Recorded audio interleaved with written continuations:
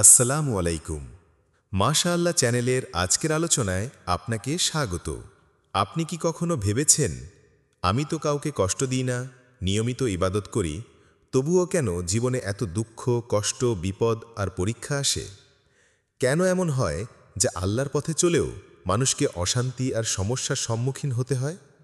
আজকের আলোচনায় আমরা জানব মানুষের জীবনে কষ্ট আসার প্রকৃত রহস্য, আর এর পেছনে আল্লাহর কি মহৎ শিক্ষা ও রহস্যময় পরীক্ষা লুকিয়ে আছে। আমরা সবাই জীবনে কোনো না কোনো সময়ে দুঃখ, কষ্ট, অসুস্থতা বা ক্ষতির শিকার হই। তখন আমাদের মনে হওয়া স্বাভাবিক যে আল্লাহ হয়তো আমাদের উপর অসন্তুষ্ট। কিন্তু ইসলাম আমাদের শেখায় এক ভিন্ন দৃষ্টিভঙ্গি। পবিত্র কোরআনে আল্লাহ তাআলা বলেন, আমি অবশ্যই তোমাদেরকে পরীক্ষা করব কিছুটা ভয়, ক্ষুধা এবং জানমাল ও ফল ফসলের স্বল্পতার মাধ্যমে, আর তুমি ধৈর্যশীলদের সুসংবাদ দাও। সূরা আল বাকারা আয়াত ১৫৫। এই আয়াত থেকে আমরা বুঝতে পারি যে জীবনে আসা কষ্টগুলো আসলে আল্লাহর পক্ষ থেকে এক একটি পরীক্ষা। আল্লাহ দেখতে চান বিপদের সময় কোন বান্দা তার উপর বিশ্বাস ও ভরসা রাখে। প্রথম কারণ, ঈমানের পরীক্ষা।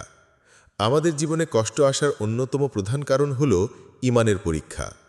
আল্লাহ তাআলা দেখতে চান আমরা সুখে দুঃখে সর্বাবস্থায় তার উপর ঈমান রাখি কিনা। আল্লাহ কোরআনে বলেন, মানুষ কি মনে করে যে আমরা ঈমান এনেছি এ কথা বললেই তাদের ছেড়ে দেয়া হবে আর তাদের পরীক্ষা করা হবে না? সূরা আল আনকাবুত আয়াত ২। নবী রাসূলদের জীবন ছিল সবচেয়ে বেশি কষ্টকর।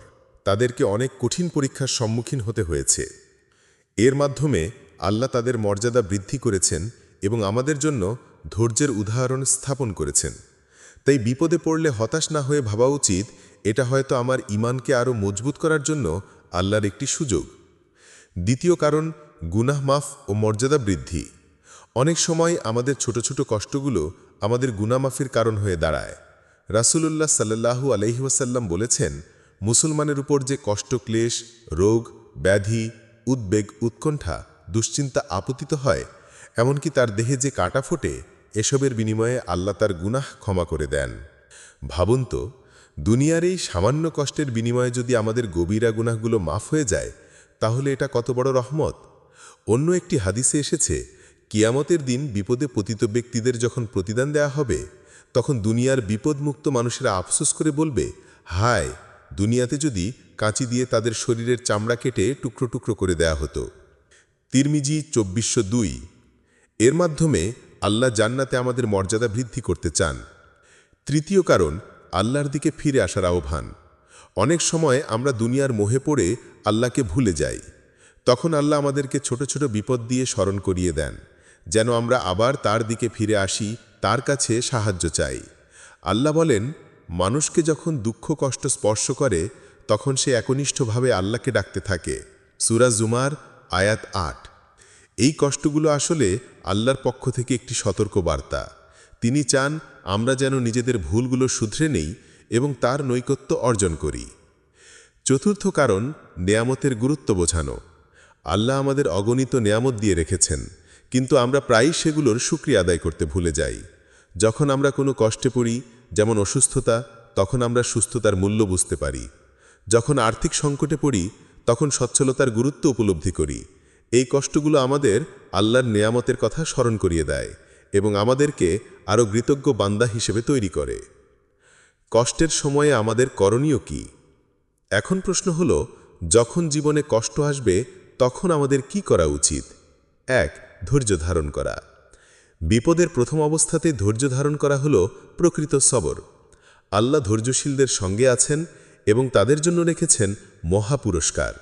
আমাদের বলা উচিত, ইন্না লিল্লাহি ওয়া ইন্না ইলাইহি রাজিউন, অর্থাৎ নিশ্চয়ই আমরা সবাই আল্লাহর জন্য এবং আমরা সবাই তারই সান্নিধ্যে ফিরে যাব।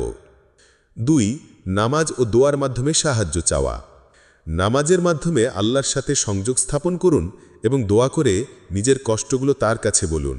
আল্লাহ বলেন, তোমরা আমাকে ডাকো, আমি সাড়া দেব। সূরা আল মুমিন আয়াত ৬০। ৩.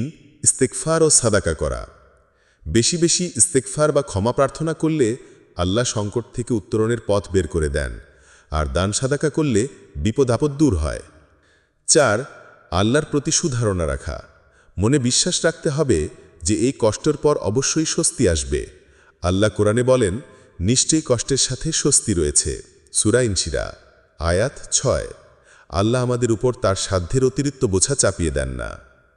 পরিশেষে বলা যায়, মানুষের জীবনে কষ্ট আসাটা অস্বাভাবিক কিছু নয়। এটি আল্লাহর এক রহস্যময় পরীক্ষা, যা আমাদের ঈমানকে শক্তিশালী করে, গুনাহ মাফ করে এবং তার নিকটবর্তী হবার সুযোগ করে দেয়। তাই বিপদে ভেঙে না পড়ে আসুন আমরা ধৈর্যের সাথে আল্লাহর উপর ভরসা রাখি এবং তার কাছেই সাহায্য চাই। মনে রাখবেন, রাতের পর যেমন দিন আসে, তেমনি কষ্টের পর সুখ আসবেই ইনশাআল্লাহ। আজকের ভিডিওটি যদি আপনার ভালো লেগে থাকে এবং আপনি যদি মনে করেন এটি অন্যদের জন্য উপকারী হবে, তাহলে অবশ্যই লাইক, কমেন্ট এবং শেয়ার করুন। আর মাশাআল্লাহ চ্যানেলটি সাবস্ক্রাইব করে আমাদের সাথেই থাকুন। আল্লাহ আমাদের সবাইকে সব ধরনের বিপদ আপদে ধৈর্য ধারণ করার তৌফিক দান করুন। আমিন।